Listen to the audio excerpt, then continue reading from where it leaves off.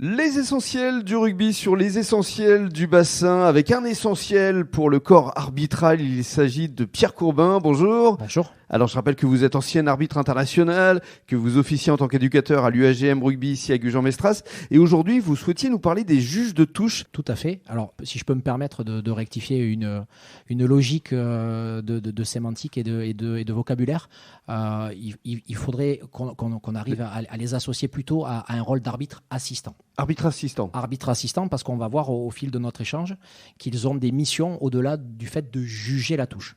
C'est-à-dire que, en fait, ils ont un rôle vraiment important pour assister, c'est vraiment le cas de le dire, l'arbitre central, et ils ont des devoirs. Et le devoir premier, quel est-il, justement ? Alors, le devoir premier dans l'assistanat de l'arbitre central, ça va être, comme on l'a dit, de juger la touche, de prendre des dispositions au regard de cette touche. Ça va être aussi de pouvoir se positionner derrière les poteaux au moment des tentatives de but pour pouvoir valider si le ballon vient bien passer entre les poteaux. Et dernier enjeu des devoirs premiers, c'est tout ce qui va concerner le jeu déloyal. Et les brutalités notamment. Exactement. Oui. Et on en parlait la dernière fois.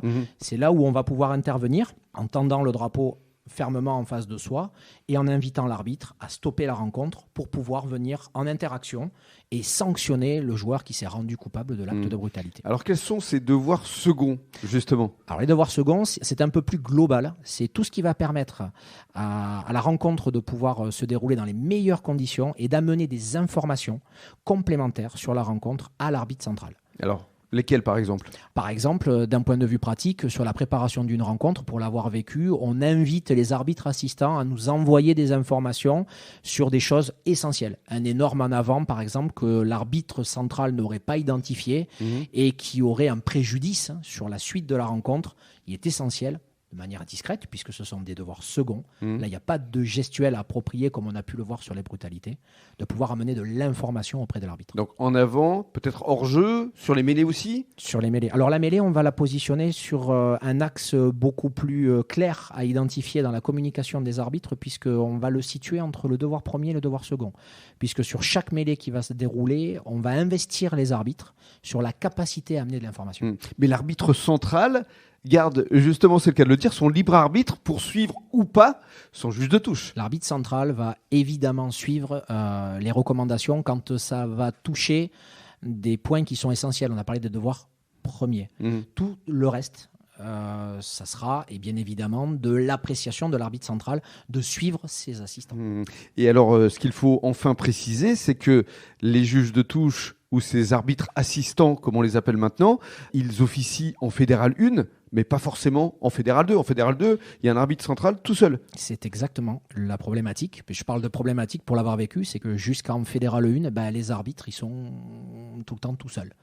Et la difficulté, c'est qu'il y a l'ensemble des sphères dont on a évoqué la substance les dernières semaines à gérer quand on est tout seul sur le terrain.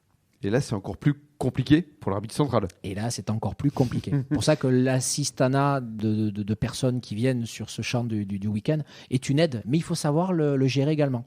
C'est-à-dire que quand on est arbitre central, il faut savoir garder du lead, faire confiance et pouvoir installer cette communication au fil de la rencontre.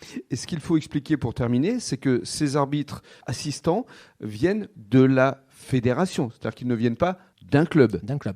C'est exactement ça. Quand on est en dessous de la Fédérale 1, c'est souvent des remplaçants, des joueurs remplaçants qui prennent cette mission.